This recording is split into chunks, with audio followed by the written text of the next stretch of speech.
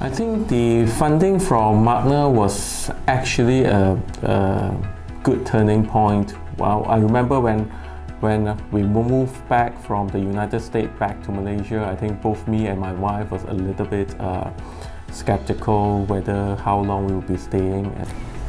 When I received the award, I was just starting my PhD. So back then I didn't have any funding at all. And the award has actually helped me to progress in my research. So I was able to have money to purchase some research materials for my research. I'm, of course, very grateful to MAKNA. That was the first, I think, substantial amount of funding that my work received. And subsequently, we have been receiving funds from both government grants as well as charity generated funds.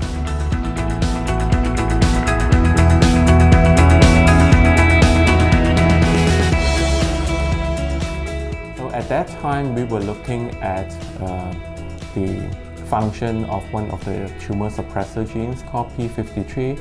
And as we know it, this gene was actually mutated in a lot of the tumors.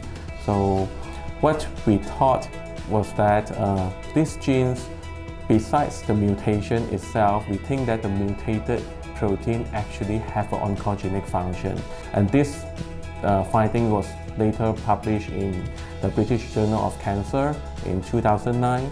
And subsequently, we received bigger funding to look at this more thoroughly. And I think just last year, we finished another study and published this work in cell differentiation and disease, to show that this tumor also regulates the metastasis of the cancer as well. And this explains the long-time paradigm why the P53 mutated tumors are so nasty and so metastatic.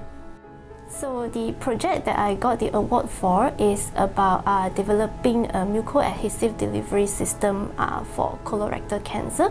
So the idea is that we want the drug to stick to the cancer site for a longer time, so that we allow more time for the drug to get absorbed into the system. So that is why we use a mucoadhesive polymer, which is called chitosan. So we incorporate the anti-cancer agent into the nanoparticles, and hoping that when the nanoparticles reach the colorectal cancer region, they will stick there for a longer time, and in a way this improve treatment outcome. MAKNA research award that I received many years ago, I think it was 15 years ago, and at that time I was a very young researcher, probably 15 kilos lighter also. So basically what the research focus was to try and pick out those who were not responding to chemo very well. So these are patients who are going to be given heavy chemotherapy. But the ones who respond well, whose biology of the leukemia cells are fragile, why should they be treated with the same heavy intensity chemotherapy like the others? They should be spared of this. And therefore, of course, when the chemotherapy is lighter, then the organ damage is less. And we have these children coming to clinic now. They are college students, some of them have gotten married. In fact, some of them have sent me pictures of their newborn baby. So it's very, very heartening to see this, because you know that your efforts have translated to ensuring the patient not only lives, but also the quality of life is maintained. So from those early steps in MAKNA, and now minimal residual disease is standard of care for leukemia patients, and all our patients benefit from having this technique to stratify their treatment intensity, and therefore children who don't require heavy treatment are spared this intensive chemotherapy, and therefore they are spared the organ damage that is the unfortunate price that chemotherapy brings with it. To students out there or other people who are considering to go into research, although the path might appear very difficult, but I would like to encourage you, if you have the passion, you have the interest, just go for it, and you will realize that you can actually do so much more to help people. I think the bottom line is that if you are doing scientific research, okay, one really need to be patient.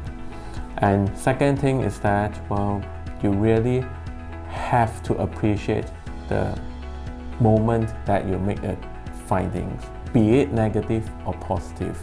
Either way, it is quite a fruitful experience for me personally.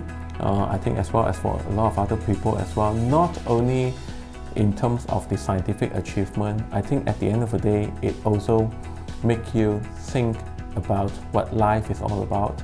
So it is not about the lab, it is not about the publications, it is definitely not about the dollar and cents.